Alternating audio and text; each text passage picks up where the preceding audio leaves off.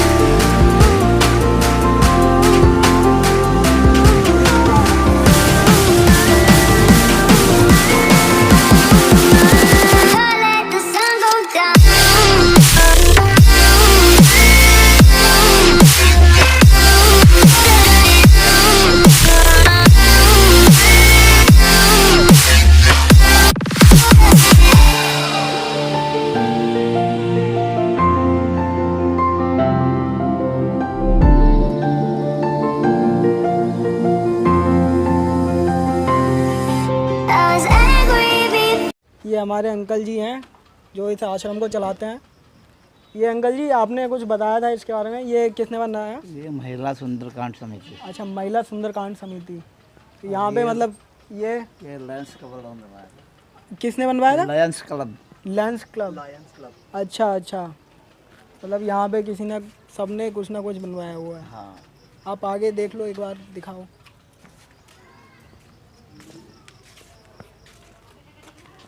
इधर ये टॉयलेट वगैरह है।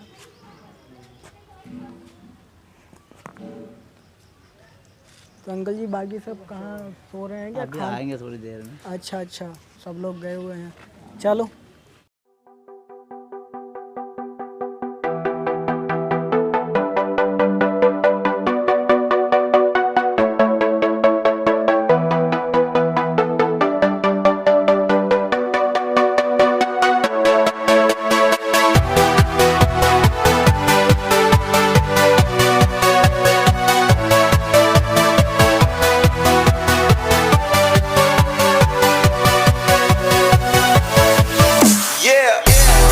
कितना टाइम हो गया आपको रहते हुए? 30 साल हो गए। 30 साल।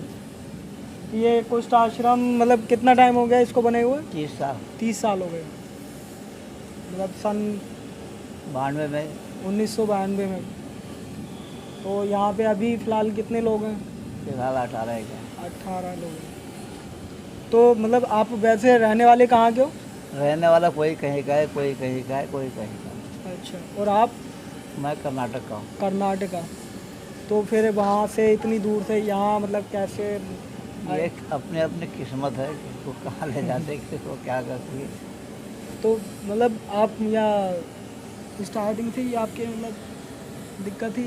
स्टार्टिंग से तो खैर नहीं थे, बाद में जो है। तो फिर ये ऐसी कंडीशन कैसे?